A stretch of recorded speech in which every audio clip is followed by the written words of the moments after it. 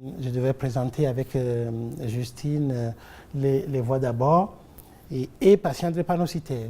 On s'est dit, chez le drépanocytaire ou dans la drépanocytose, c'est un peu prétentieux parce que vous allez voir qu'il y a peu de données, peu de travaux vraiment chez le drépanocytaire et on va essayer tous ensemble, après avoir fait le tour des différentes voies, essayer en fonction des indications, construire tous ensemble quelque chose. Donc, ce n'est pas un secret pour nous, tous qui sommes ici, en tout cas de reconnaître que l'abord veineux chez le patient drépanocytaire est un grand problème. Et plusieurs fois, en tout cas moi j'ai été confronté plusieurs, je pense que ça doit être la même chose pour mes collègues, les infirmiers, les médecins, où on vient nous dire ah, le patient il est impeccable, la perfusion a sauté, il a encore mal mais la perfusion est très positionnelle et on n'arrive pas à le soulager. Donc c'est des mots, c'est des phrases, c'est des situations que nous vivons très régulièrement. On a également la même problématique dans d'autres pathologies chroniques de douleur. J'ai donné l'exemple de la porphyrie, qui est une pathologie chronique aussi et qui s'exprime beaucoup par la douleur et qui fait passer ces patients aussi par les urgences. Donc, il se pose aussi chez ces patients des problèmes d'abord veineux. Donc, ça confirme quand même ou ça conforte l'hypothèse que c'est le fait de traumatiser de façon répétée par les prélèvements répétés, par les perfusions, ces patients depuis leur petite enfance, les drépanocytaires en pédiatrie qui sont piqués, qui sont prélevés, qui sont perfusés jusqu'à l'âge adulte, ça finit par abîmer le capital veineux et on se pose le problème à un moment donné, que ce soit en pédiatrie ou chez en tout cas à l'âge adulte, le problème du capital veineux appauvri chez ces patients. Alors, qu'est-ce qu'on a dans la littérature dans les abords veineux chez ces patients? On n'a presque rien. Si je dis qu'on n'a rien, c'est qu'on n'a pas de données dans la littérature qui traitent les abords veineux en général chez ces patients. On a quelques articles quand même ou quelques données qui traitent de façon partielle quelques voies, soit les PAC, soit le PICLIN, soit tel type de voie, et surtout les avantages et en grande majorité les complications de ces différentes voies. On va essayer de vous exposer les moyens disponibles, les voies qui sont disponibles et tous ensemble, comme je venais de le dire, on va réfléchir à la fin sur un petit tableau qu'on va vous proposer. Quel type de voie il faut selon nos différentes expériences chez le patient drépanocytaire en situation aiguë, en situation chronique. On va essayer de construire quelque chose à la fin. Alors, si on fait le point un tout petit peu sur les recommandations dans la prise en charge de la drépanocytose, les dernières remontent à 2015. Donc il y a la mise à jour qui est en cours, mais ce qu'on dispose remonte à 2015. Donc dans l'annexe 27, c'est la problématique des voies veineuses. Alors qu'est-ce qu'on a? J'ai essayé de résumer un peu ce qui a été proposé là. Donc, en 2 points, les problèmes aigus de perfusion. Alors, il nous propose le type de cathlon, donc les cathlons les plus petits calibres qui sont proposés. Alors, c'est très bien, ça permet d'avoir une voie veineuse. Mais si on a un petit cathlon au bout du doigt, parfois sur la phalange ou au dos de la main, chez certains patients qui sont hydratés, qui en même temps ont la PCA, la morphine, et qui ont peut-être l'Acupan, qui parfois ont des antibiotiques, ça finit toujours par ne pas tenir. Deuxième chose, on nous dit, pour éviter les infections, pour limiter le risque infectieux, il faut garder les voies que 3 jours. C'est très bien parce que c'est des patients fragiles. On sait bien que le risque infectieux dans la drépanocytose est élevé. C'est pour ça qu'on les vaccine. On est très très vigilant là-dessus. Mais ces patients-là, est-ce que 3 jours, on peut se permettre chez un certain nombre de patients de faire la rotation, de reperfuser tous les 3 jours alors que la perfusion est fonctionnelle? C'est une question à laquelle tous ensemble nous allons répondre à la fin. Autre chose, chez des patients implicables et qui sont douloureux en situation aiguë, oui, on peut se permettre de prendre une jugue externe. Et ça, c'est le médecin qui prend la jugue externe, ce n'est pas l'infirmière. Il faut avoir l'habitude de prendre une voie jugulaire externe. Deuxième chose, c'est difficile pour ceux qui l'ont fait déjà, ceux qui ont essayé. C'est difficile surtout sur peau noire. Alors que la majorité, pour ne pas dire plus de 98% de nos patients sont de peau noire. Deuxième chose, les patients qui ont un cou court, c'est difficile de prendre une jugue externe chez ce type de patients. Donc, ça pourrait être une alternative, mais ce n'est pas toujours faisable. Alors, on propose aussi des voies veineuses centrales à double voie, jugulaire interne ou fémorale, PICC-LEN. Ben ça, c'est des voies qu'on ne peut pas avoir directement en salle au lit du malade. Donc ça nécessite une certaine organisation. Il faut voir avec soit le réanimateur, soit avec l'anesthésiste.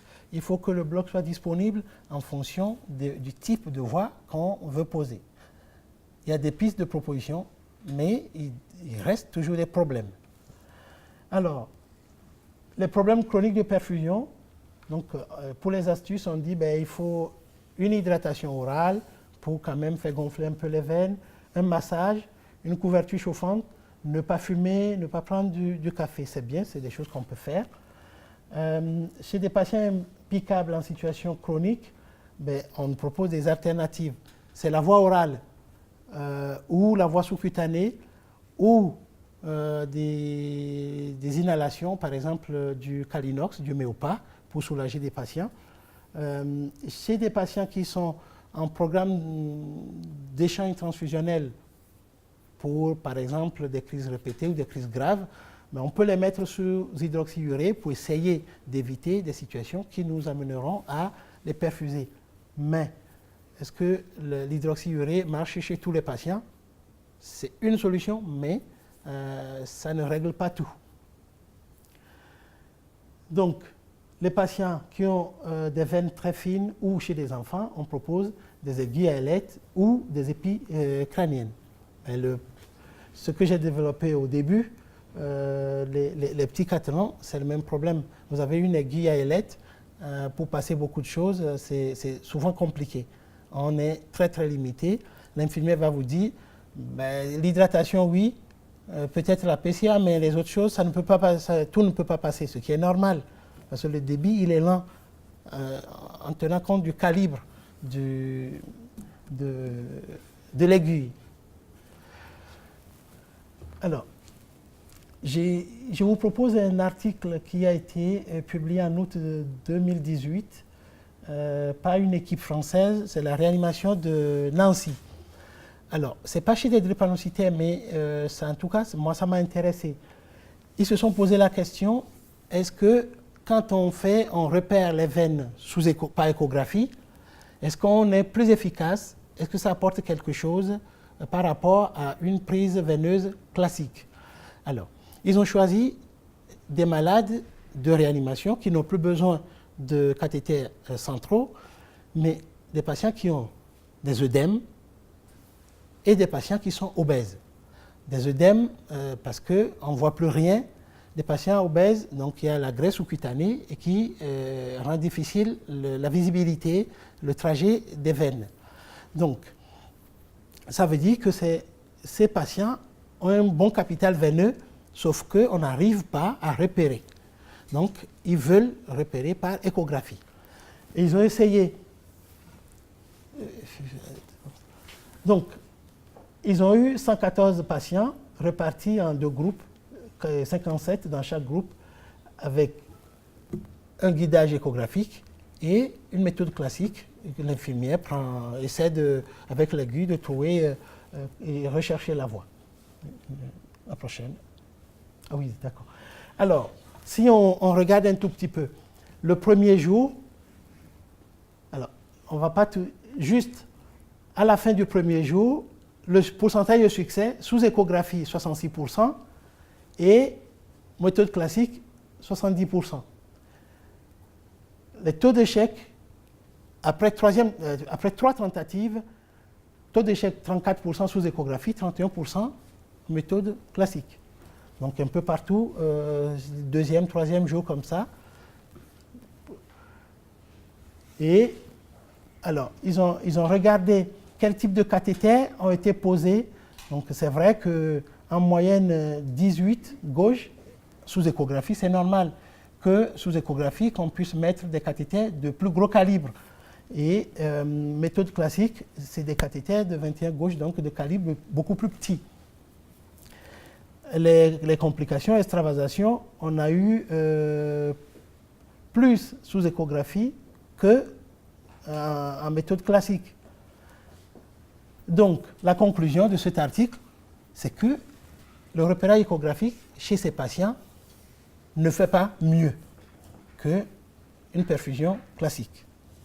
Alors, c'est des patients qui ont un bon capital veineux, sauf que ce n'est pas visible. Si l'échographie n'a pas avancé, n'a pas permis de faire mieux, alors, chez les drépanocytaires qui ont un capital veineux dégradé, un mauvais capital veineux, est-ce que l'échographie pourra avancer à quelque chose? Je n'ai pas d'études conduites et publiées, mais je sais que dans plusieurs services, il y a des gens qui quand même se servent de petits échographes pour essayer de repérer. Donc, c'est pour dire que ce n'est pas sûr que le repérage échographique règle le problème. Alors, les différents types de voies veineuses. On a les voies centrales et les voies périphériques.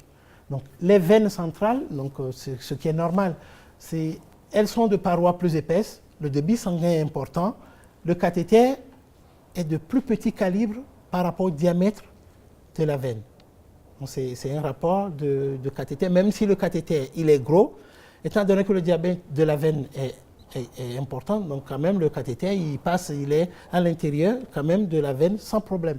Alors que les veines périphériques de parois fines, le débit il est très très faible et si on fait le rapport cathéter et diamètre, donc le diamètre étant petit, même si on prend un petit cathéter, ça ne laisse pas suffisamment de place. Et le type de cathéter, pour dire que c'est un cathéter central ou un cathéter périphérique, n'est pas défini par la position n'est pas défini par l'émergence cutanée, mais plutôt par la position de son extrémité. Si l'extrémité du cathéter va vers la veine cave inférieure ou supérieure, donc on va parler de voie centrale, et si pour les autres, donc c'est une voie périphérique.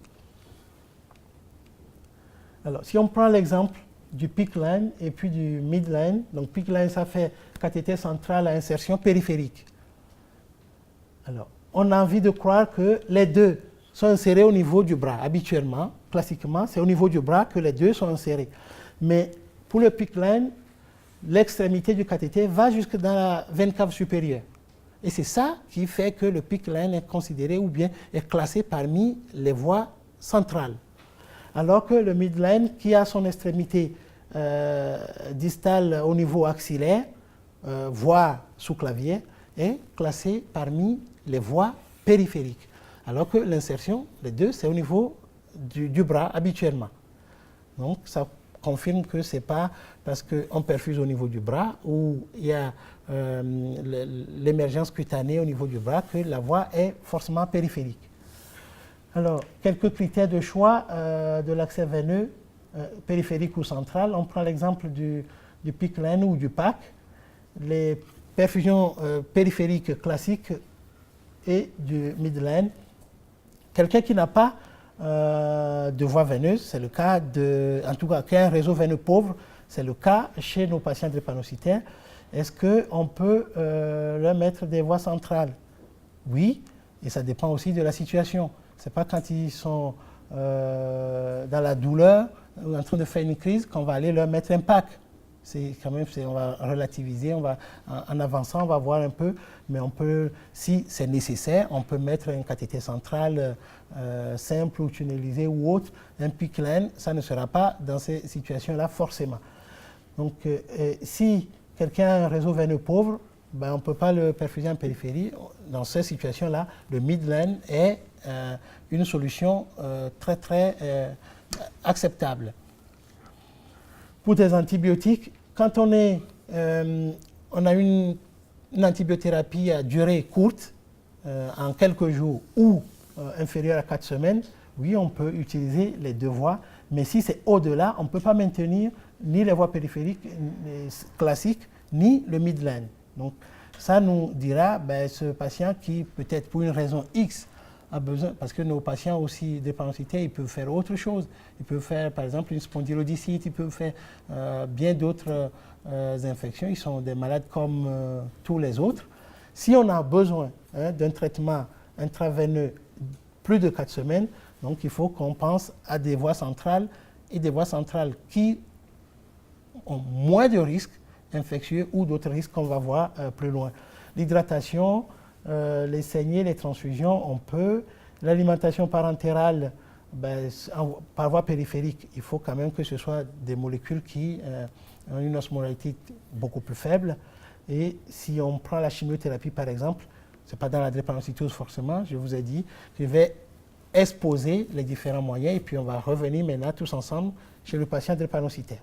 Ce sera que les voies centrales. Où et comment on les pose? Les voies périphériques, ben c'est n'importe où, c'est au lit du malade surtout. C'est plus facile, c'est plus simple. On n'a pas besoin de local particulier ni de dispositif particulier. Le malade arrive aux urgences, il est dans son box, il est sur brancard ou il est en salle à 1 h du matin, ben on peut lui prendre la voie sans problème. C'est un des avantages des voies périphériques classiques. Même si c'est en jugue externe, même si c'est un médecin, c'est au lit du malade. Donc ça a cet avantage-là. Et les voies veineuses centrales ou le midline, ben, il faut des unités un peu spécialisées. Les voies centrales classiques, en tout cas, je ne sais pas comment ça se passe dans vos hôpitaux, mais habituellement, c'est des réanimateurs. Ça se passe soit en réanimation, ou minimum en unité de soins continus, mais le midline ou le PICC-LEN, ça c'est au bloc opératoire. Donc il faut avoir la disponibilité de l'anesthésiste, il faut que le bloc soit libre, donc ce qui complique un peu les choses. Donc tout ça là, on est en train de gérer un patient peut-être qui a mal ou peut-être qui a besoin d'être transfusé. Et donc, voyez un peu les avantages et les inconvénients de ces différentes voies.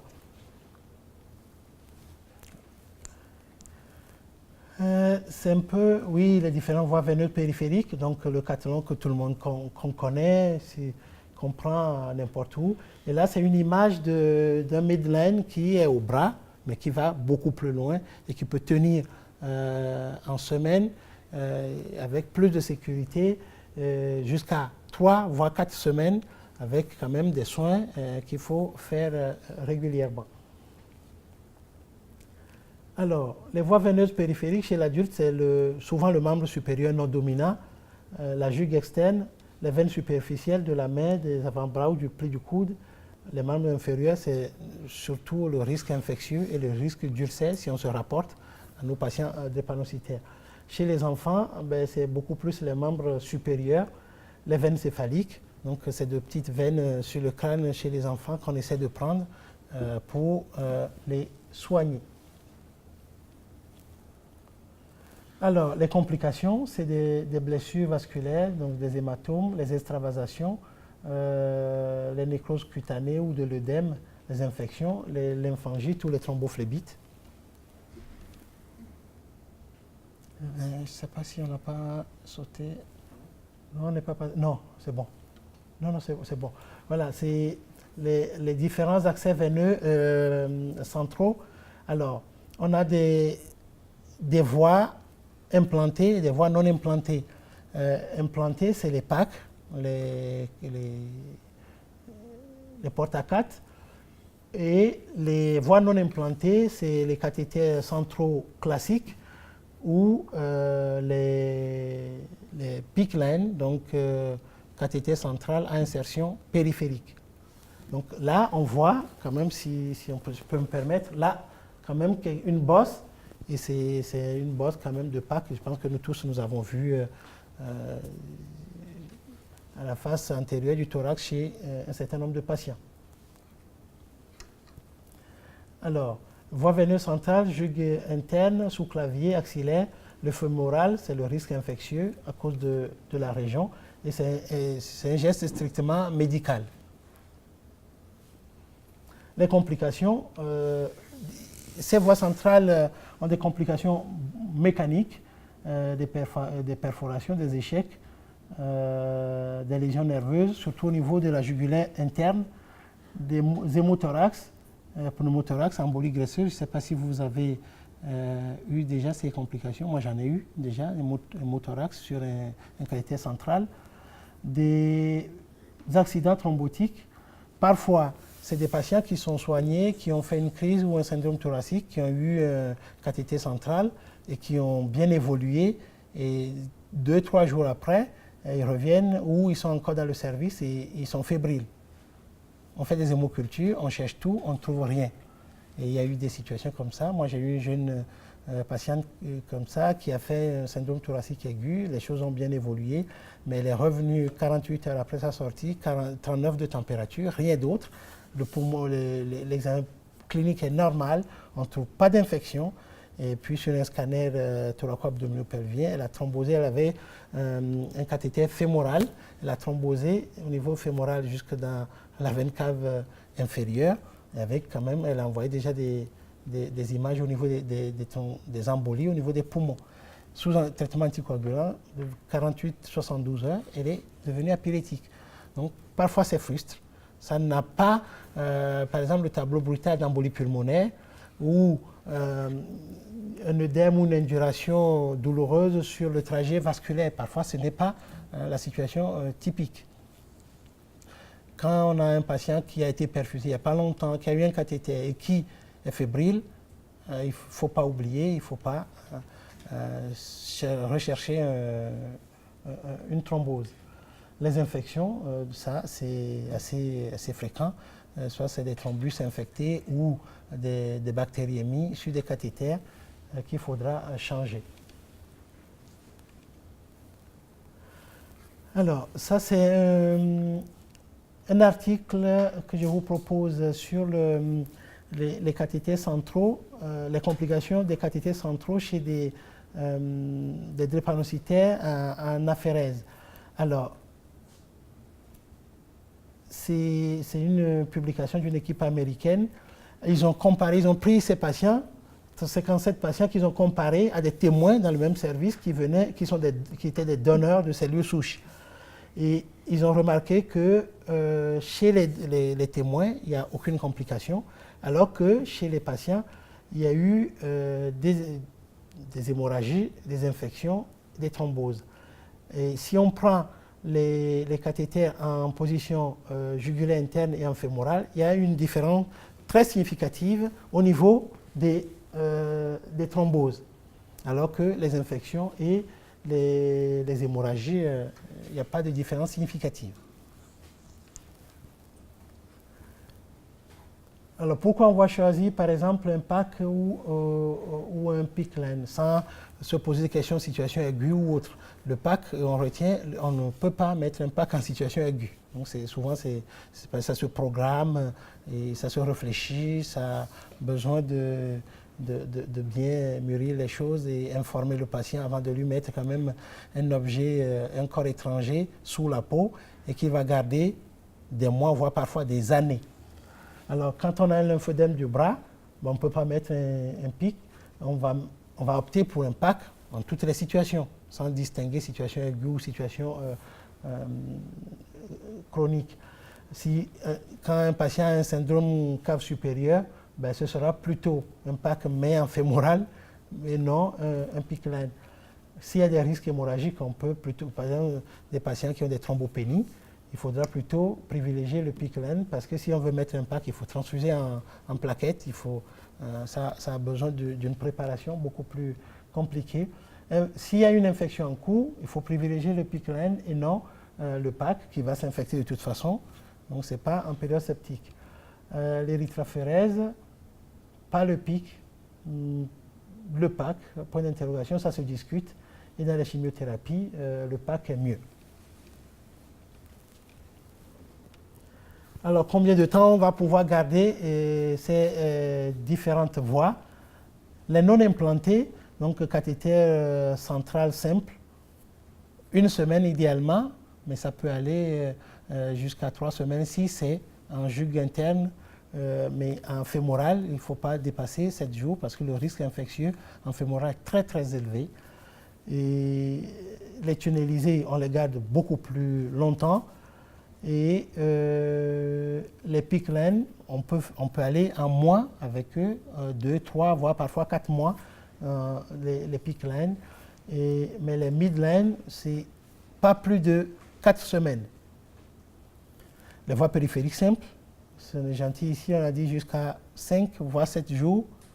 Voilà, 3 jours, si c'est nécessaire, on peut dépasser un peu, mais il ne faut pas les garder indéfiniment. Les implantés, donc c'est les PAC, par exemple, c'est plusieurs années qu'on peut les garder. Donc vous voyez, chaque voie a des avantages, mais aussi des inconvénients. Alors ça, cet article, c'est une équipe de OMA, d'un service de médecine à OMA, qui a regardé les complications des portes à 4 chez des patients drépanocytaires, et ils ont retrouvé quand même des infections de PAC, 17 patients sur 24, donc il y a eu quand même énormément d'infections de PAC, et c'est des bactéries en majorité, et chez certains patients des champignons. Alors, il y a eu des gens ont regardé un peu des PAC chez des patients décédés en post-mortem, et ont regardé à l'intérieur de ces PAC-là, ils ont constaté que la chambre du PAC constitue un réservoir. Et quand on perfuse, il reste toujours du liquide à l'intérieur de ce réservoir et qui constitue un milieu de culture pour les microbes. Et c'est ça qui explique en tout cas la probabilité, en tout cas pas la probabilité, mais le pourcentage élevé, le taux élevé d'infection dans le PAC chez ces patients. Alors, en voyant ça, les gens se sont dit, mais bon, il faut trouver un autre dispositif qui va minimiser les risques infectieux. Parce que c'était le problème avec les PAC. Donc, un nouveau dispositif implantable a été inventé, le Catlink 20, qui n'a plus de chambre de réservoir et donc ne fait pas stagner de liquide, donc réduit le risque infectieux, quel que soit le type de patient. Alors, cet article a regardé le taux d'infection chez les patients qui ont bénéficié de ce dispositif implantable, et c'est chez des enfants. Donc, la première ligne, vous voyez bien que les complications, il y a 0 infection, quand même dans leur série. Alors que quand ils ont regardé dans la littérature, que ce soit adultes ou en pédiatrie, quand même, il y a des taux d'infection et d'autres complications. Mais c'est surtout, ça prouve quand même que ce dispositif réduit énormément, drastiquement, le risque infectieux. Alors, les fistules artério-veineuses. Ben jusque-là, je ne sais pas si ça va, si vous n'avez pas de questions, si vous n'êtes pas contre ce que je vous dis. Alors, donc on arrive au topo que Justine devait présenter. Elle devait présenter les fistules artério-veineuses. Alors, donc, nous tous, nous avons vu quand même des patients qui sont dialysés.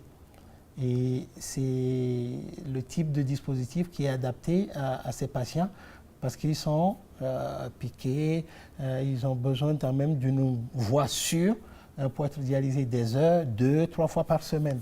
Donc, je vais essayer de présenter sa partie. c'est pour des programmes transfusionnels où l'érythrophérèse, quand même, qu'il faut l'envisager chez les patients drépanocytaires. Le programme manuel, c'est possible pour pouvoir saigner dessus, mais pas en situation aiguë pour, par exemple, les patients qui font des syndromes thoraciques qu'il faut échanger. C'est pas, on ne peut pas faire recours à la fistule parce que ça, quand même, il faut une préparation, il faut poser la fistule. Elle est quand même une alternative aux cathéters centraux itératifs parce que certains patients qui sont échangés en érythrophérèse, donc, et qui n'ont pas de fistule, qui n'ont pas de dispositif, c'est le jour des échanges qu'il faut aller leur poser un cathéter central. Ce n'est pas toujours agréable pour eux. C'est difficile, donc ça pourrait être une alternative. Les avantages, donc les échanges sont plus efficaces. On échange un volume, ça permet d'échanger des volumes plus importants et ça permet d'espacer les séances et aussi ça prévient de la surcharge en fer.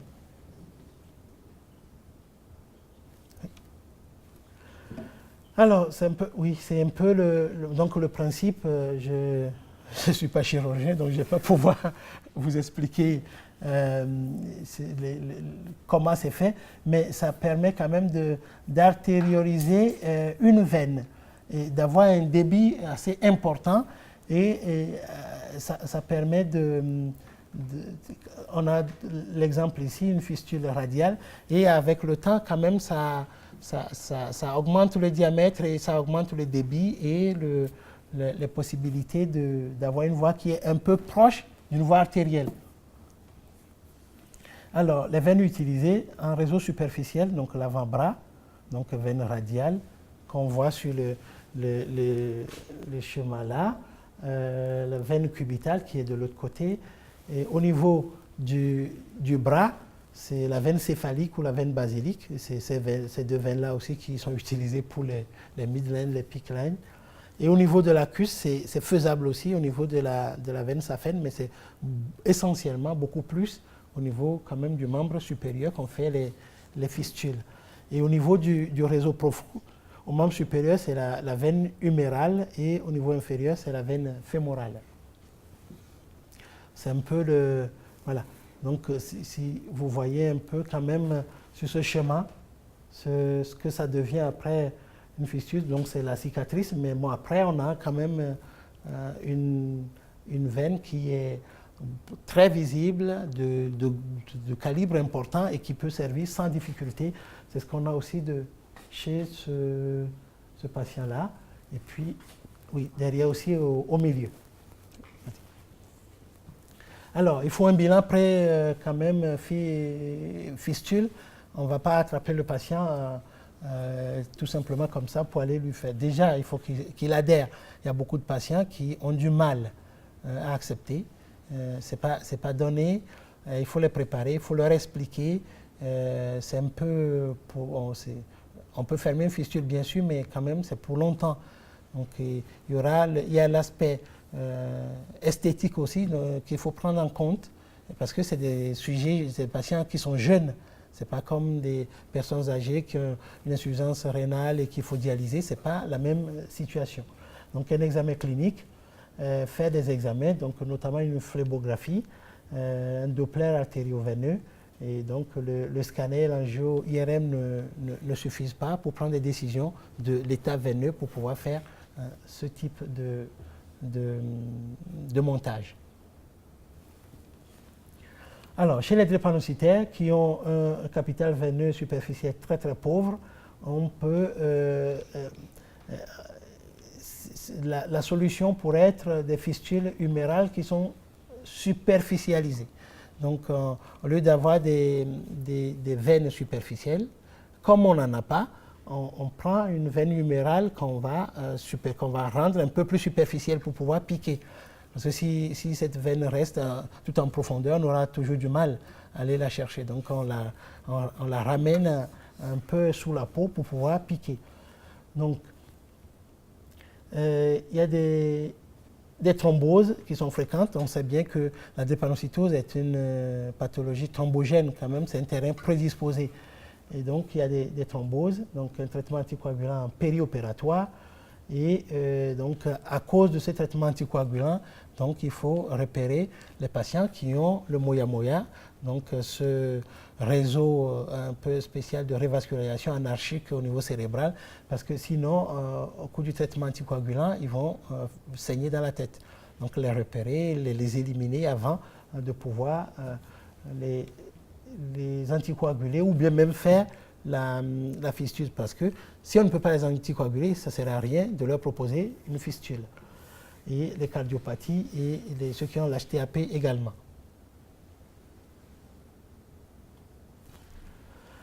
Alors les complications, c'est l'hyperdébit. Quand on crée ce court-circuit un peu, on va dire, donc il y a l'hyperdébit déjà qu'on a chez les drépanocytaires, et donc on majeure cet hyperdébit. Ça peut se sténoser, ça peut se thromboser, il peut y avoir une ischémie au niveau du membre. Ouais.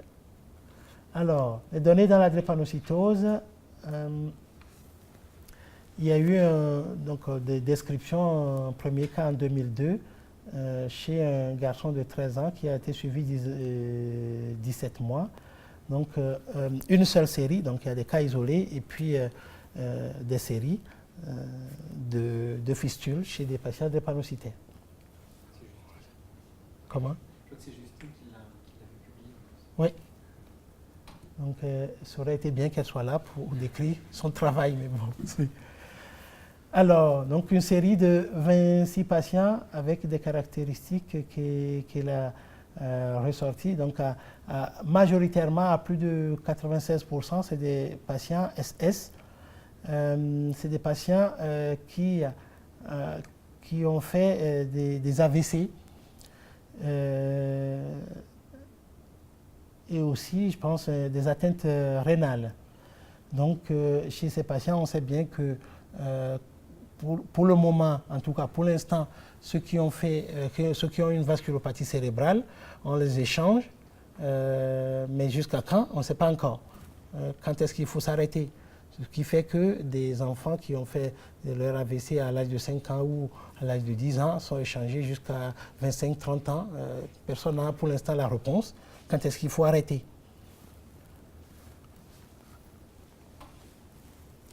Alors, les caractéristiques des fistules artério-veineuses, donc la thromboprophylaxie, donc 10 cas, donc anti-agrégants plaquettaires, héparine et les antivitamines K, à moins de la moitié des cas chez ces patients.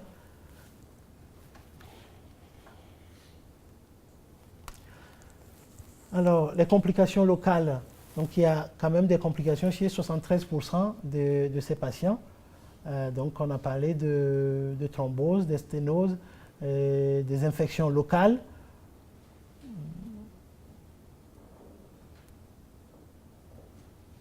Alors, quoi d'autre? Alors, donc, sténose, c'est quand même 0,36 pour 100 jours de fistule. Donc, on compte tous ceux qui ont des fistules et le nombre de jours gardés de fistules. Et les thromboses, un tout petit peu plus et moins d'infections.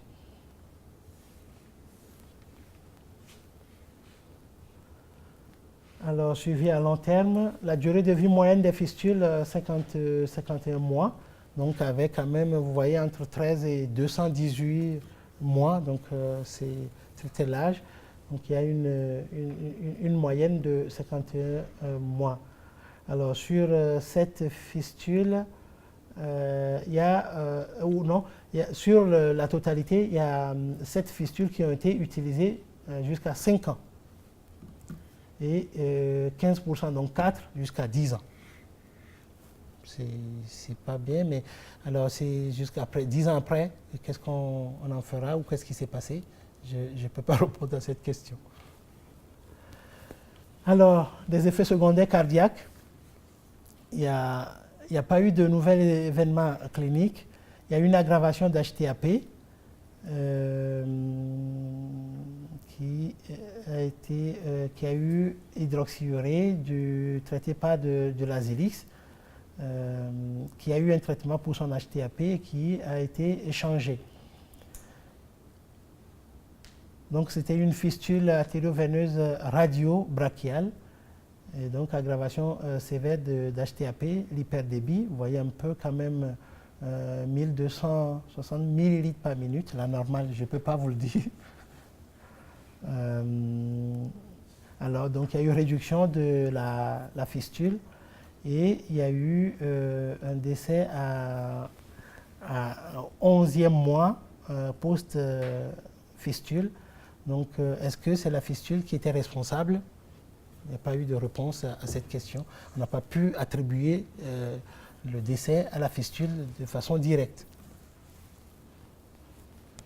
Alors, il y a une efficacité des fistules pour l'érythrophérèse, des taux élevés de complications locales, cas de succès à long terme, et il y a des risques cardiaques qui restent à prendre en compte.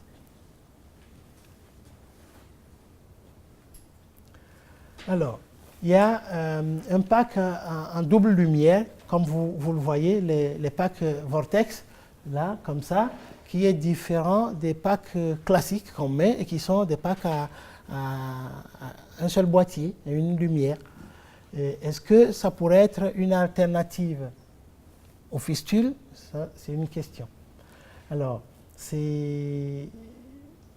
ça se pose en radio interventionnelle.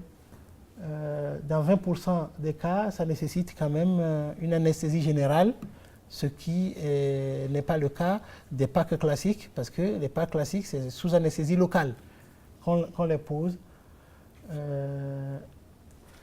Alors, il faut un angio-IRM préalable, alors que ça ne permettait pas de régler les problèmes de fistule. On ne pouvait pas se baser sur l'angio-IRM pour évaluer l'état du réseau pour pouvoir faire des fistules. Alors, délai d'utilisation, 4 semaines. Donc, ça m'a l'air trop peu. Il faut une formation spécifique, ça c'est normal, des infirmières. Pas dans l'urgence, s'il faut l'utiliser, c'est au-delà de 24 heures pour ce pack double lumière, mais le pack simple, parce que je sache, quand même, on peut l'utiliser le même jour. Il faut épargniser le pack pendant 4 semaines. Alors, l'HEGP, visiblement, a une expérience dans l'utilisation de ce pack double lumière. Donc, chez 25 patients, donc un groupe de vasculopathie cérébrale, il y a 7, et 18 dans le groupe STA et CVA répétition. Donc, dans le groupe de vasculopathie cérébrale, il n'y a pas de patients qui ont une vasculopathie cérébrale, c'est pour cette indication-là.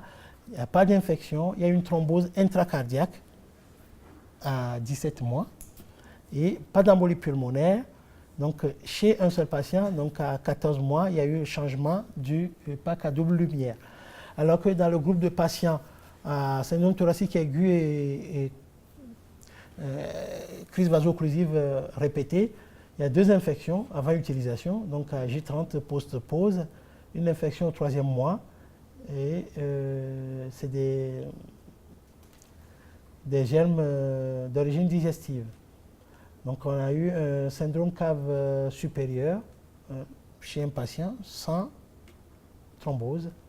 Donc une thrombose jugulaire à M26, c'est une thrombose intracardiaque, dont 2 embolies pulmonaires chez des patients qui sont perdus de vue. Bon. Un changement de vortex aussi, dans ce groupe. Donc on a envie quand même de se dire que dans ce groupe quand même il y a eu beaucoup de complications. C'est pas simple. Alors qu'est-ce qu'ils proposent? RCP, ils ont ouvert une RCP, pour ça quand même. On ne peut pas se lever dans son coin tout seul et dire je vais lui mettre un pack double lumière. Donc il faut que ce dossier soit discuté et qu'on tienne compte du terrain, d'un certain nombre de choses avant de proposer ce dispositif. Des problèmes de thrombus intracardiaque, donc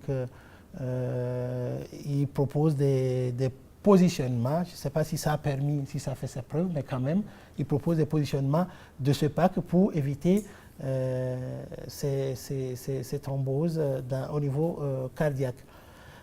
Il faut surveiller le TT et des échodoppler à 3 mois, puis tous les 3 à 6 mois.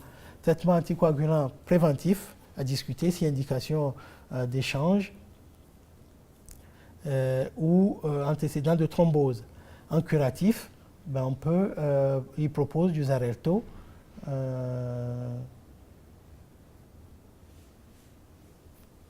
Comme on l'a dans les thromboses classiques, 3 semaines à double dose à 15 mg et puis 20 mg à partir de la 4e semaine. Alors, pour faire une petite synthèse quand même, on se dit, ça c'est une diapo empruntée de M. Sutter, donc qui est radiologue à Jean Verdier. Et on voit un peu le cathéter veineux périphérique classique, le midline et puis le peak line. Alors, donc on résume un tout petit peu. Donc là où c'est posé et les durées à peu près de ces types de voies. Donc le choix du bon dispositif. Donc si on a des soins inférieurs à 7 jours, ben, une voie veineuse, ou bien si on est dans l'urgence, donc voie veineuse périphérique classique. Mais si on se dit, ben, c'est un patient qui est souvent, quand il fait des crises, quand il est hospitalisé, on connaît certains patients comme ça. Ben, ce n'est pas au bout d'une semaine qu'ils sont soulagés. Quand ils arrivent, c'est au moins 2-3 semaines. Ben, ce type de patient, on peut sans hésiter, si c'est faisable localement, on peut aller au midline directement et ne pas se poser des questions. Mais si c'est un traitement qui est au-delà de 30 jours, il faut plutôt des peak lines qui est une voie veineuse périphérique sur centrale. Ces voies ont besoin d'être entretenues. C'est la voie périphérique classique, non, mais il y a des protocoles d'entretien de ces voies, que ce soit le midline ou le peak line. Voilà. Est-ce que vous avez des questions? Moi, j'ai peut-être juste une remarque à faire sur le début de la présentation sur les perfusions éco-guidées, sur l'étude qui avait été faite par des infirmières en réanimation qui montrait que mettre des perfusions sous écho, c'était peut-être pas la solution.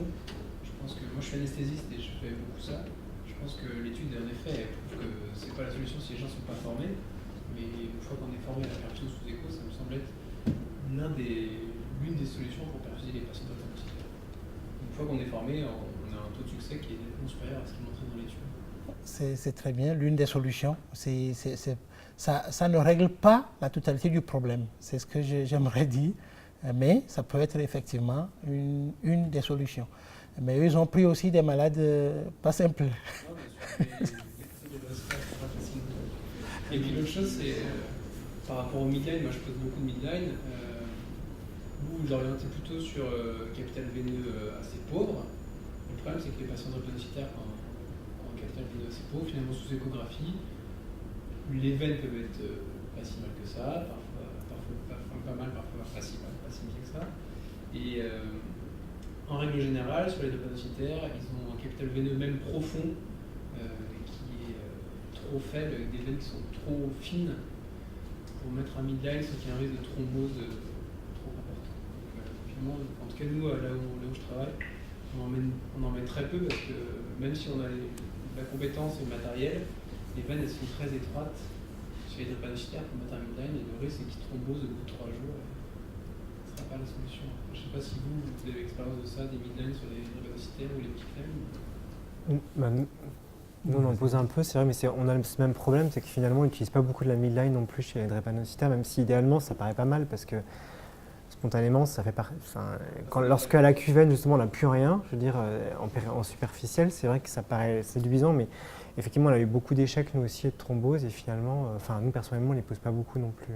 On en pose très peu, finalement, chez les drépano, que ce soit l'une ou que ce soit l'autre, en pratique, parce que la peak line, c'est quand même autre chose, quoi. Là, on est vraiment sur une voie centrale, on est quand même sur une voie qui a d'autres, qu'on essaie quand même pas aller assez tout de suite à la PICC line. En fait, on utilise assez souvent finalement les voies veineuses jugulaires externes, même si là aussi, c'est pas toujours simple. Et puis au bout d'un moment, effectivement, il n'y a plus d'accès non plus. Mais on essaie quand même plutôt de privilégier ces voies-là. Et généralement, c'est avec ça qu'on s'en sort, personnellement. Mais après, je sais pas en tout cas, personnellement, c'est que moi, je n'ai pas fait poser de PICC line pour le moment, mais des midline. Si on en a posé, on en pose, on en fait poser. Et pour l'instant, ça tient. Pas grand problème. Il y en a qui ont gardé même plus de 3 semaines, 4 semaines. Bon. Ça dépend, quoi. Oui, ça dépend. Mais on a eu quand même un certain nombre de thromboses, nous aussi. Donc après, la semaine dernière, moi, j'ai eu un patient, c'est posé, et au bloc, l'anesthésiste dit ça passe très bien. Et le patient, il est monté, ce n'est jamais passé. On l'a retiré. Donc, est-ce que c'est thrombosé? C'est une possibilité. Donc, ça ne règle pas toujours tout. C'est pour cela que, voilà, avec les expériences des uns et des autres, avec tout ce qu'on dispose et la façon dont on connaît les patients drépanocytaires et l'usage qu'on veut en faire, alors qu'est-ce qu'on peut proposer? Est-ce que pour les PICC line, il y a une question d'expérience, comme les équipes qui font des fistules? Il y a des équipes auxquelles on préfère ne pas envoyer le patient parce qu'il y a un taux d'échec plus important pour les fistules. Est-ce que c'est la même chose pour les PICC line, midline ou pas? Sûrement, je sais pas. Question d'expérience d'activité. Le PICC line et le midline, si je peux répondre, typiquement le midline, c'est une voie veineuse périphérique qu'on pique sur la veine basilique ici, et globalement, c'est la même compétence que pour poser une voie veineuse périphérique normale sous échographie. Après, c'est pas facile quand même. Donc, en effet, il y a quand même un problème d'acquisition des compétences pour les radiologues, les anesthésistes, les réanimateurs qui se mettent à faire ça.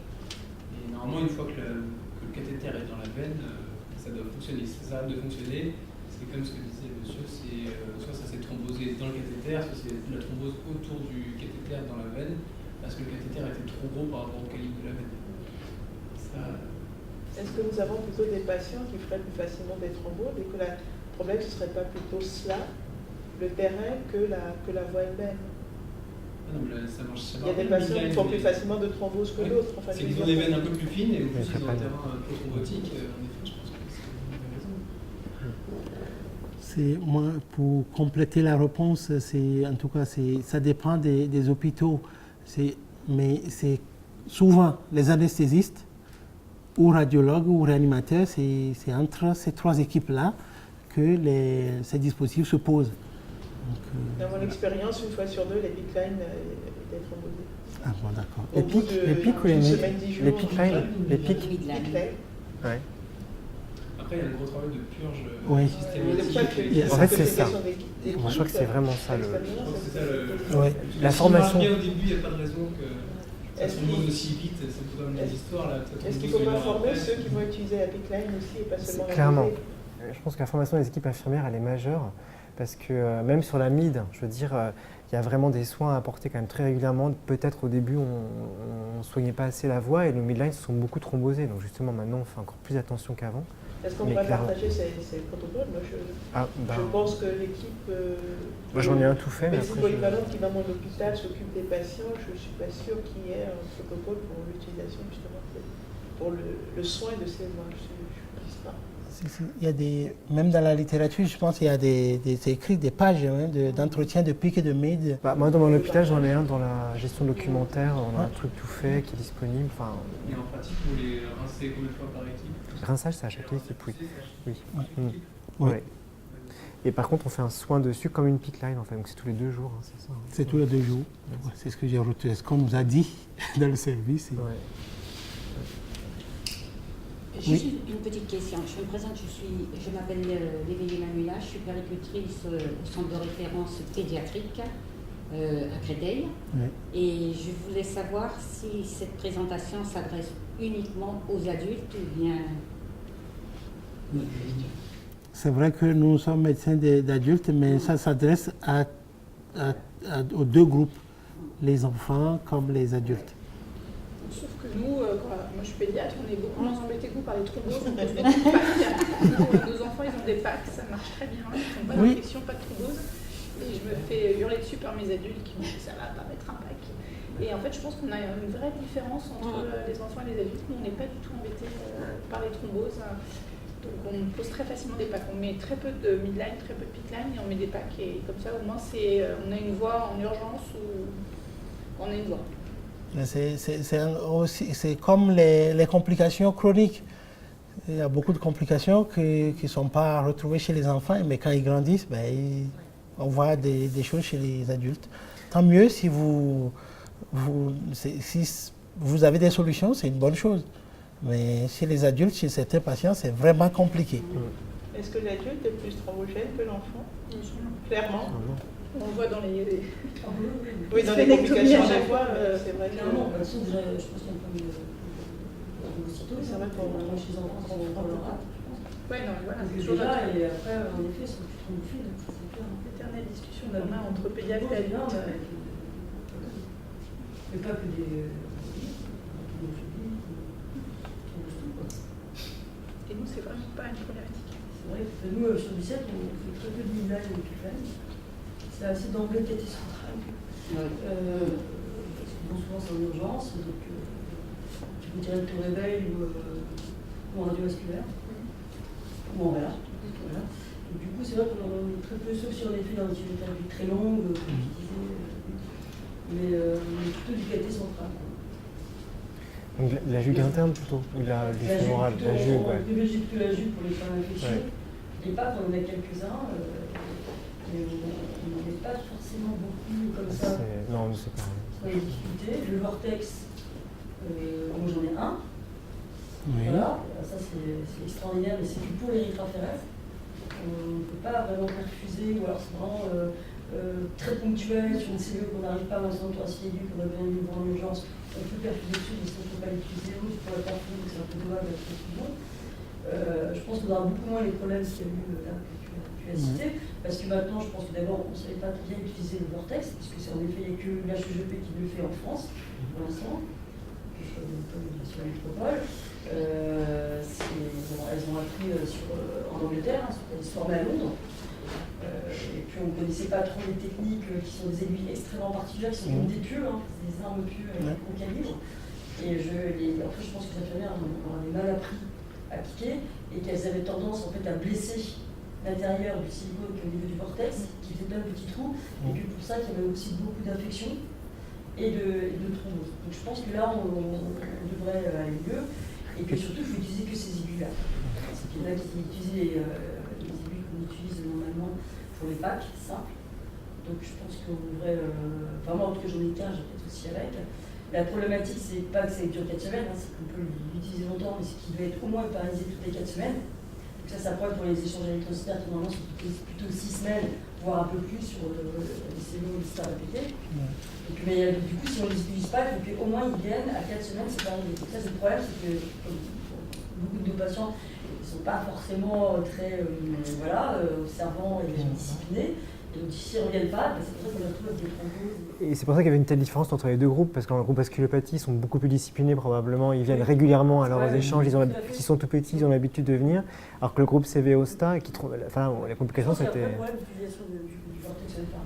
D'accord. Parce que nous, on fait une petite révision sur les infirmières qui sont dans le cadre de formation maintenant, et qui en effet piquaient mal. Parce qu'on ne nous a pas appris comme ça. Ces données m'ont été confiées par Laure Joseph, Afférèse Thérapeutique, qui regroupe toutes les données des vortex en Ile-de-France. Donc c'est l'équipe de Necker qui a commencé à les poser. Et maintenant, donc Christelle disait que certains autres centres en adressent également. À Mondor, ils vont collecter leurs données de manière globale. Ils vont les rajouter aux 25 patients dont vous avez là les données. Donc, quelles étaient les questions? Vous posiez des questions par rapport aux différentes, dans les complications dans les deux groupes, je crois que c'est ça. Donc, leur hypothèse, je pense que vous l'avez déjà dit, c'est évidemment que l'état pro-inflammatoire dans le groupe des patients qui font beaucoup de crises participe à l'incidence plus importante des thromboses.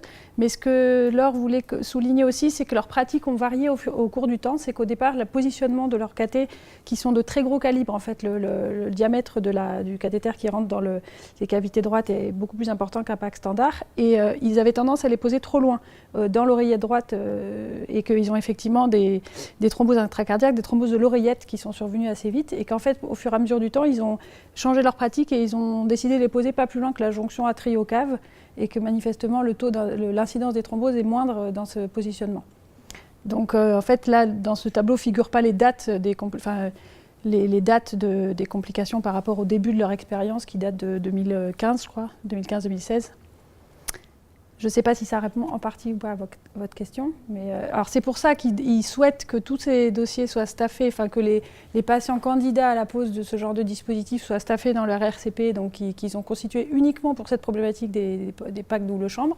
Donc, la fameuse RCP Paris-Ouest, c'était au départ vraiment pour cette thématique. Alors peut-être que maintenant ils ont élargi aussi les thématiques pour d'autres dossiers, mais elle est polydisciplinaire parce qu'il y a le fameux docteur Pellerin, anesthésiste, il y a toute l'équipe de drépanocytose de Pompidou, les internistes, et puis tous les médecins d'autres centres qui voudraient présenter leurs malades. Donc ils regardent bien tous les antécédents thrombotiques du patient, les antécédents de voie d'abord antérieure, le profil globalement, le profil de risque du patient, et ils concluent s'ils pensent que c'est un bon candidat ou pas à la pose de ce genre de dispositif. Et après, ils préconisent ou pas une thromboprophylaxie. Donc je ne sais pas si vous avez regardé. Donc il y a d'abord une thromboprophylaxie si le patient a déjà eu des épisodes thrombotiques antérieurs. Et puis, ils insistent aussi beaucoup sur la surveillance systématique par Doppler. Elle disait que maintenant, ils faisaient vraiment tous les 3 mois l'échographie Doppler tous les 3 mois. Et ce qui est important à noter, c'est que l'incidence des thromboses a pu être établie par cette surveillance. Ce n'était pas forcément des thromboses qui étaient cliniquement significatives, c'est sur les Doppler qu'ils ont été mis en évidence. Donc, c'était pas, à part des épisodes d'embolie pulmonaire, de thromboses qui sont compliquées d'EP, qui étaient cliniquement évidentes. Les autres thromboses étaient simplement de diagnostic Doppler. Voilà. Et qu'un certain nombre de patients qui ont thrombosé, en fait, s'étaient soustraits à cette surveillance de Doppler. Donc, ils les ont diagnostiqués plus tard. Effectivement, des gens qui étaient un petit peu moins compliants dans ce sous-groupe STA-CVO. J'imagine qu'il n'y a aucun enfant. Non, c'est que des adultes. Ouais. C'est que des adultes, oui. Il faut faire attention surtout au niveau du poids, pas un certain poids pour les vortex. Alors en plus, il y a 26 ans, 17 ans qui font 1m80. Oui, c'est une question aussi de calibre des vaisseaux, tout simplement. De taille des vaisseaux, oui. Et c'est vrai qu'en effet, ils ont changé, en effet, c'est sur la longueur, parce qu'en fait, ils avaient des vortex de défense, surtout aussi des États-Unis, qu'ils n'utilisent pas du tout dans cette indication-là, mais qu'ils en utilisent. Et c'est vrai que c'était les morphotypes américains qui sont beaucoup plus balèzes que nous, même si c'est pas les morphotypes africains qui sont beaucoup plus balèzes que nous caucasiens. Et du coup, en effet, c'était très très long. La longueur, oui. Et donc du coup, ça descendait, mais au-delà de la limite de la peine cave inférieure, ce qui en effet a posé ces problèmes de thrombose et d'hyperstabilité ventriculaire aussi, atriale ou infléteur, je sais pas. Et du coup, ça descendait trop bas et du coup, ça thrombosait. Donc, il faut vraiment que ce soit au ras de la veine cave supérieure. 24 supérieure. Ça descend trop bas, ça thrombose plus. Donc en effet, ils ont coupé les morphotypes. Ils n'ont pas un problème de technique. Donc là, c'est un seul opérateur. C'est effectivement cet anesthésiste qui s'est formé à cette technique.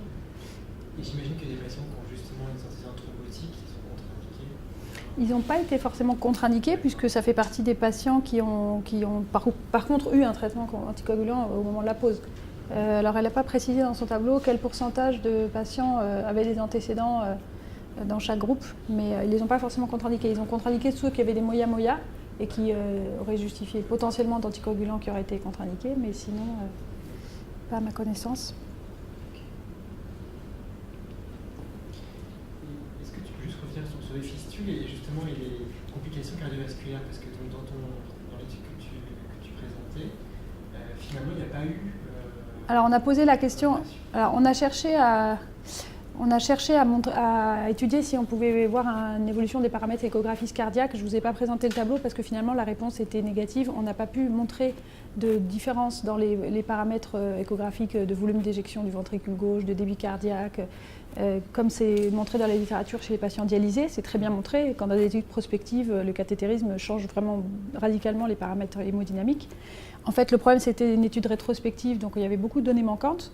Et quand on avait des échographies avant-après, les délais étaient variables. Parfois, c'était 6 mois après, 1 an, et surtout, c'était pas fait par les mêmes échographistes et les paramètres n'étaient pas les mêmes. Donc, on n'avait pas toujours les mêmes mesures de débit, d'index cardiaque, etc. Donc, l'analyse statistique a pu se faire déjà sur moins de 10 patients sur les 26, et en plus avec des données manquantes. Donc, c'était pas une analyse qui était satisfaisante, et on n'a pas pu montrer effectivement de...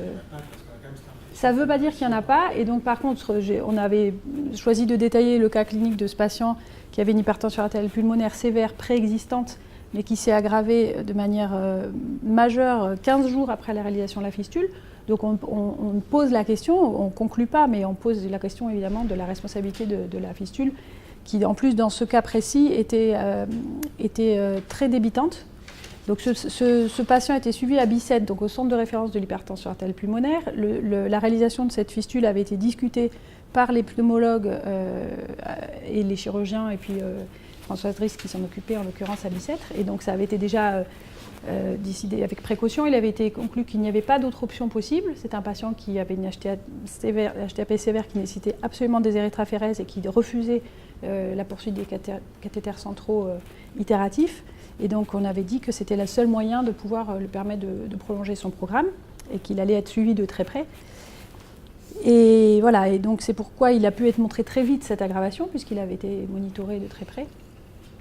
Ils ont essayé de faire une réduction de débit de la fistule avec un pontage, puisque c'était une fistule très proximale avec initialement la veine humérale profonde, avec un énorme débit qui avait été ainsi ponté pour être réduit à l'avant-bras. Et malgré cette réduction de débit, il n'y a pas eu de réversion de l'état d'HTAP sévère. Il est décédé, mais il faut bien dire qu'il était à la base très grave, sous trithérapie antihypertensive. Donc c'est un cas, on pose cette question, et c'est sûr qu'après un cas pareil, on a été plus prudent pour adresser des patients avec HTAP pour des fistules. Mais nous, le référent HTAP, Martine, qui est cardiologue, il refuse que les fistules soient constituées. Oui. Les patients qui ont un HTAP. Après, c'est toujours une question de rapport bénéfice-risque. Dans le cas de ce patient, c'était soit l'arrêt du programme d'érythrophérèse, soit le risque pris de cette fistule. Alors, ça avait été mis en balance. Oui, par contre, c'est pas le vortex. Justement, on a discuté avec la semaine dernière, dans 10 jours. Sur souvent les vortex et l'HTAP, où voilà, c'est quand même plus compliqué, parce qu'après, on n'aime pas trop. Enfin, comme on met des cathéters centraux, de toute façon, quasiment tous, on se dit que le vortex, ça ne fera pas plus. Parce que ça arrive directement, c'est comme dit. Et que le débit, c'est quand même plus important, évidemment, avec le vortex. La cathé centrale, parce que le calibre est assez trop, et ça arrive directement dans l'oreille, et on a peur que ça. Mais, et en plus, du coup, de staffer les patients les plus disciplinés, ça c'est très bien. Mais je pense que les patients ont été quand même très très graves au moment où on avait déjà dit que ça durait une vie, Alors il se trouve que la mode des fistules a chuté après cette étude. Je ne sais pas si c'est ces chiffres de complications locales importants qui ont fait peur à toutes les équipes, et c'est au moment où le Vortex est arrivé aussi sur le marché, où l'équipe de Necker s'est formée. Mais les perspectives après ça, c'était de faire quelque chose en prospectif. À Mondor, l'idée était de faire pour le coup une très bonne évaluation cathétérise cardiaque avant, cathétérise cardiaque après, et pouvoir avoir justement des datas précises pour évaluer ce risque cardiaque. Mais finalement, les patients qui ont été adressés pour fistules sont très rares depuis. Et personne n'a repris cette thématique après mon départ, donc je ne sais pas si on va pouvoir avancer. Mais quand on voit quand même les complications des vortex, c'est quand même pas non plus la panacée. Donc on est passé peut-être... on a peut-être... C'est compliqué sur le départ, je pense qu'il faut vraiment se mettre à distance. Voilà. Il y a quand même plus d'avantages à mettre des vortex qu'à faire une fistule qui a vie. Un vortex, c'est son même. Et je pense qu'on a plus de possibilités d'utiliser aussi. C'est-à-dire que si on ne doit pas perfuser comme sur un vortex, on peut le faire en urgence. Ça nous est déjà arrivé. Il ne faut pas laisser la perfusion plus de 48 heures et trouver une solution après. Le problème, c'est quand même quand on a thrombosé les troncs veineux proximaux, ça peut être péjoratif pour tout l'avenir du patient, parce qu'on peut ne plus avoir à poser de voie centrale pour la vie entière. Donc c'est quand même compliqué. C'est pas non plus anodin. Pour des patients jeunes... Les patients préfèrent un vortex qu'une fistule. Ils sont très récalcitrants à la fistule. Sur certains, il faut travailler longtemps. Pour l'esthétisme, les femmes, c'est plus difficile. uns, mais c'est pas aussi simple que ça. Pour l'instant, Et on a Après, pas quand on avait- sur la fistule, parce que nous, on a quand même pas mal de fistules biceps. Ça se passe. Et sur les 3 derniers, on a eu comme des thromboses aussi. Donc c'est pas l'anodin. Et là, j'en ai parlé qui s'est thrombosé, mais ça fait plus de 5 ans qu'il l'a. Il s'est thrombosé là. Et après, on a en effet des problèmes d'hyperdélique. Et à chaque fois, il faut les reprendre. En fait, de plus en plus, Régulièrement. on avait présenté ces données avec le docteur Stolba, qui est le chirurgien qui fait le plus de fistules finalement en Ile-de-France, qui a une énorme expertise sur ce domaine. Et ce qu'on avait dit, c'est que c'était vraiment du cas par cas. C'était qu'il fallait pouvoir évaluer le risque patient par patient en fonction de son état veineux local. Est-ce qu'on a la possibilité de faire une fistule proximale où on est d'emblée dans des fistules au bras, ou dans les veines profondes, avec des problèmes à prévoir d'hyperdébit, etc. Quel est son état cardiaque à ce moment-là, bien évaluer. Est-ce qu'il faut leur faire des cathés systématiques ou pas quand il y a des échographies limites. Quels sont leurs antécédents thrombotiques, leurs antécédents infectieux, quels sont leurs profils de comportement, justement, de profil de risque par rapport à leur soumission à une surveillance rigoureuse. Et je pense qu'il n'y a pas de règle générale. Et qu'il faudrait.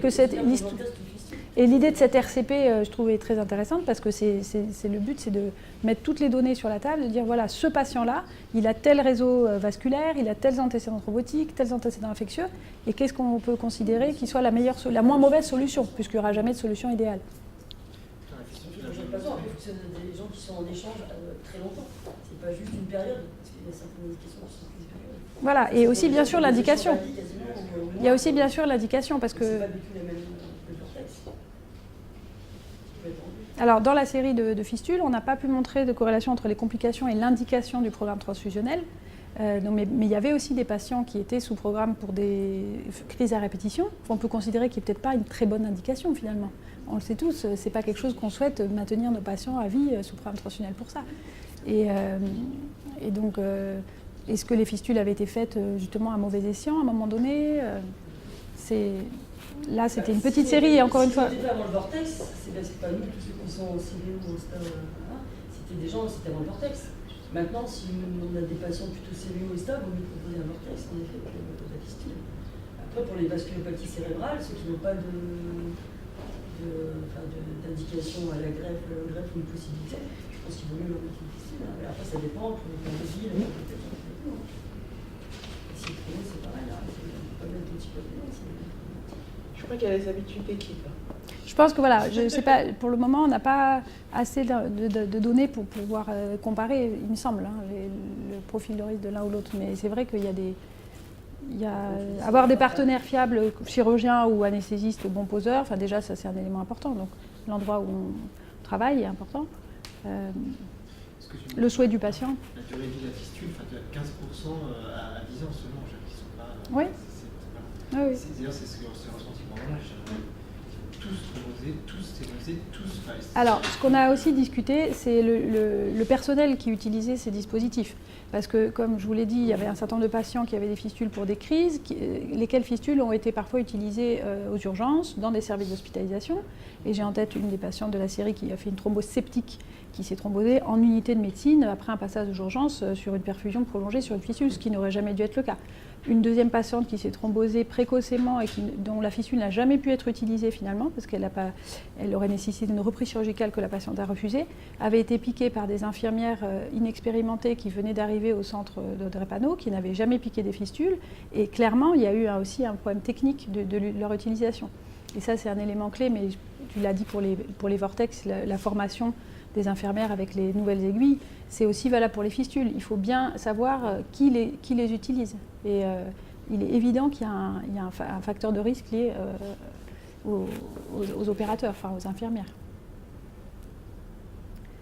Donc voilà, c'est une série qui a le mérite d'exister, mais elle est très imparfaite et les conclusions, on se garde bien de tirer des conclusions trop hâtives sur les facteurs de risque de complications parce que c'est très hétérogène.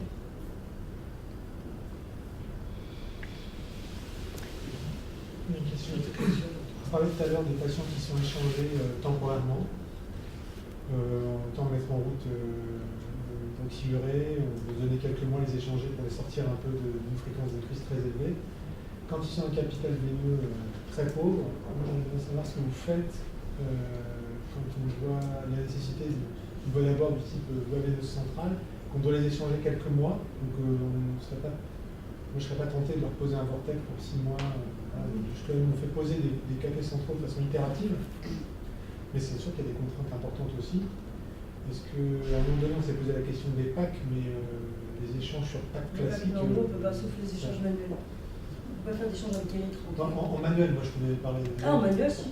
Parce que nous, on a eu des très mauvaises expériences sur des packs, des échanges manuels sur packs, avec. Des difficultés à la saignée, notamment. Extrêmement pauvre. La saignée, mais la transfusion, ça n'a pas de problème, mais quand même, pour saigner. Oui, c'est la saignée, bien sûr. Nous, on en fait. Ouais, nous aussi. Après, ça dépend du pack. C'est ça. C'est du pack s'il fonctionne ou ne fonctionne pas, mais nous, on en fait quelques du pack, un pack donné ou un modèle de pack. On s'est demandé si on avait pas un problème de pack localement, ce n'est pas des packs adaptés, une histoire de diamètre. J'ai pas l'impression que. Parce que je connais pas le pack, peut-être pas. Le 4 Link, là. Le pack classique. Là, déjà, j'avais parlé comme ça, mais je n'ai pas d'expérience. Non, je n'ai pas d'expérience là. Après, ça dépend pas s'il est vieux, s'il n'est pas vieux. Et j'en ai parlé alors, elle ne connaissait pas non plus. Vous arrivez, on propose un pack. Pour 6 mois, quoi. Ouais. Histoire de voilà, et ça c'est. Mais quand c'est pour 6 mois, moi, je l'ai des cafés. Oui, moi je ferais pareil. Du coup, on est revenu à faire ça, à faire chaque fois itératif de cafés centraux tous les mois. Après, il y a quand même plein de choses avec les aussi. Ah bah, il y a quelques-uns qu'on a de la chance qu'on ait d'avoir des vannes, hein, mais comme c'est pas souvent la majorité. Hein. c'est des multi-hospitalisés, très hospitalisés, donc les mecs sont très sollicités. Il y a plus C'est vrai que pour les fistules, quand on a dit fistules, il faut vraiment penser et anticiper, il ne faut pas attendre qu'ils aient plus de veines, parce qu'une fois qu'ils n'ont plus de veines, ils ne peuvent plus faire de fistules. C'est vrai que le problème, c'est qu'on attend le dernier moment, et après, bah, même, je te vois ce que c'est très bien, mais ils ne peuvent pas. Donc, il faut vraiment anticiper, et quand on commence à se dire, oh là là, il n'y a plus rien là, il faut essayer de préserver un bras et puis de se dire attention et regarder si l'envoyer tout de suite sur le bac, qui regarde. Parce qu'une fois qu'ils n'ont plus de veines, alors aux jambes, moi j'en ai pas dans le membre inférieur. Je ne sais pas s'il y en a un mot d'or, je pense qu'il y en a peut-être un mot d'or. De fistules au membre? Oui, des fistules au membre. On n'en avait pas. Donc, mais au membre, les fistules c'est compliqué quoi. Et puis il y a risque infectieux, donc voilà, Ouais, risque de plus c'est plus important. J'en ai vu une qui venait de la Martinique. Mais c'est compliqué, hein. Donc c'est vrai qu'il faut anticiper aussi pour les fistules, il faut vraiment anticiper, attendre qu'il faut faire attention, et s'ils n'ont plus de veines, c'est trop tard. Donc ça s'anticipe aussi, il ne faut pas trop... Souvent ils ne veulent pas. Ah non, mais moi je sais qu'ils sont très récalcitrants, il y en a... ça fait 5 ans, hein, tous les jours, à chaque fois qu'il y a bien, je lui montre des belles fistules. Et le 4 Link 20, là, on peut en savoir un peu plus ou... Le Capling, là, c'est publié par des pédiatres, donc la série que tu as montrée, je pense, c'est 2005, là, c'est des pédiatres. C'est des pédiatres. Alors, l'expérience sur place ici en France, je ne l'ai pas vue. Moi, je ne l'ai pas vu non plus, c'est pas dans les gros centres, en tout cas, ils ne l'ont pas. Déjà, ils n'utilisent pas dans la pratique, donc je n'ai pas d'expérience pratique. Mais les taux d'incidence, les incidences d'infection et de thrombose sont assez alléchants, enfin, dans le sens de bas par rapport aux autres matières. En fait, ils avancent la matière et la finesse des membranes, etc., qui est différente des packs standards. Et la forme aussi, vous avez vu peut-être sur le schéma, c'est aussi des aiguilles. C'est un peu une sorte de pavillon coudé, et puis les aiguilles sont droites et non pas les aiguilles courbes comme les aiguilles de Hubert. Des aiguilles droites. C'est des aiguilles droites. Et le bison, en fait, il se met où sur le corps? Alors ça se met toujours. Alors ils disent qu'ils mettaient toujours à droite, non pas à gauche, mais c'est toujours en sous-clavier comme des packs standards. En tout cas, la morphologie des enfants ne doit pas être rédhibitoire puisque la série elle est pédiatrique. Et par contre, pourquoi est-ce qu'on n'en a pas l'usage en France? Je ne sais pas. Il faudrait interroger les anesthésistes justement spécialisés dans les voies d'abord centrales. C'est des Américains. C'est des Américains, oui. Enfin, c'était nouveau, disons récent, 2005. C'est leur série. J'avais une autre question par rapport justement au fait qu'il faudrait peut-être économiser les voies veineuses de ces patients fragiles.